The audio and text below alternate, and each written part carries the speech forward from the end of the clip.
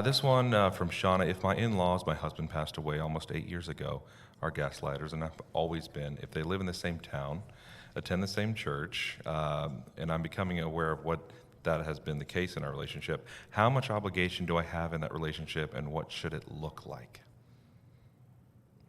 I'll give you that one, Ryan. Hashtag bombshell. Yeah, Yes. it is very tough. And my thought would immediately to boundaries. And sometimes when you put boundaries in place, you feel like the bad guy. But the reality is that's not true. You're just highlighting a deficiency that's been there. And so sometimes when people feel those boundaries, they feel attacked or they feel this, that, or the other. But that's not true. You're just exposing what is really healthy, which is relationships that are respectful and that acknowledge reality, which is the opposite of what gaslighting does. That was something you said in one of our podcasts, and it really, really was something that helped me.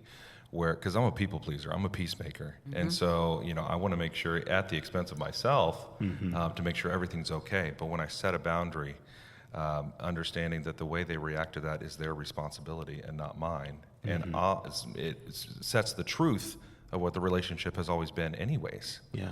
And most of the women that I deal with would probably roll their eyes at hearing me say this again one more time. A boundary without a consequence is a suggestion.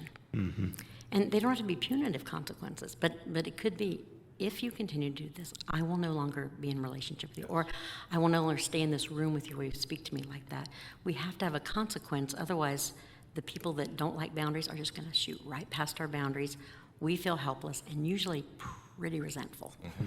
And you don't need to explain yourself. So Rebecca said, no is a complete sentence. Thank you. Hashtag boundaries. Enough said.